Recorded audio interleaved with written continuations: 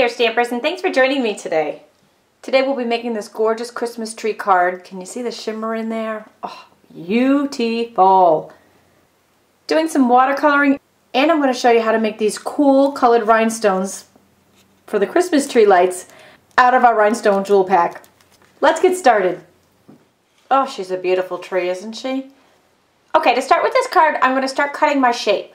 I'll be using the Labels Framelit collection from Stampin Up, second from the largest frame, and I'm going to need 3.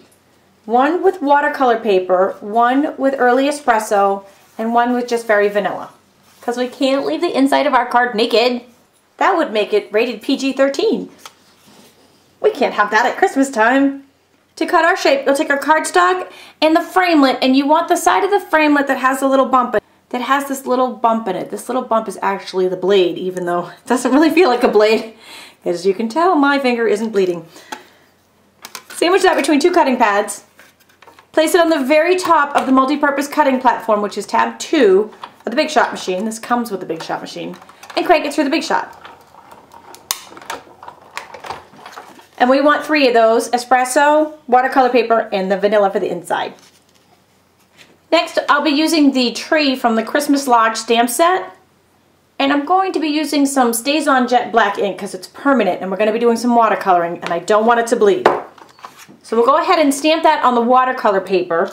And from Petite Pears, I'm taking the Merry Christmas. I wanted our tree to be the focal point of this card, so I wanted our greeting to be minimal. So I'm going to ink up the Merry Christmas. I put it at a little bit of an angle on the left-hand side. Okay, I got a little piece of scratch paper underneath my project now because I'm going to start my watercoloring. And I've got an empty Brad container lid. You could use a Pringles container. Any little plastic container works here. I'm going to drop 4 ink pad refills in here, a few drops each.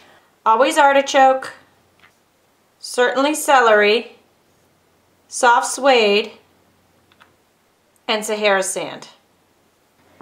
Next, I'm going to take my aqua painter. I love to use this to watercolor with.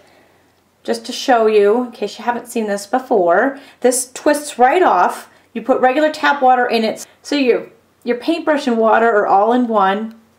It's got a lid that just snaps right on the back, and you just squeeze the barrel for your water control flow. I like to test it on scrap paper before I start. Right now it's fairly wet, so I just want to rub some of that wetness off. I want it to be wet but not dripping. I'm going to pick up some of our lighter green, which is the Certainly Celery. I always like to test on my scrap paper before I start. And then I'm going to color wash the inside of the tree, the entire tree, with the lighter of the greens.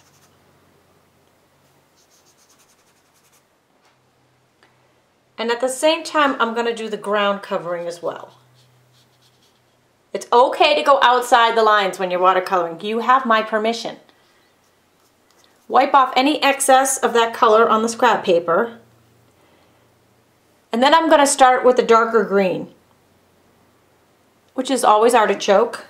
Now with that, I did the bottom of the tree and all of the tips of the branches. Some tips when you're watercoloring: it's not a marker color that we're looking for. So it is okay to go outside the lines, and we want it to be different shades. So you want to refrain from trying to color it in. And I'm kind of layering the color here. I'm going to go over some of these bottom branches even darker.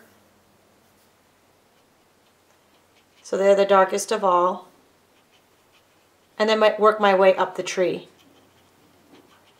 Blending in a little bit in the middle, but not too much in the middle. I want some of the middle to be left a little bit lighter. Now again, I'm going to layer a little bit more of that darker green over some of these tips. You can really see the different shades of green here going in, and that's what makes it realistic and pulls it together. Now I'm going to squeeze the barrel a little bit, rinse off that always artichoke, and move over to our soft suede for our tree trunk. And I'm going to pull some of that out into the tree roots. Then with my brush on the wet side, but again not dripping, I'm going to pull some of that Sahara sand for our shading around the bottom.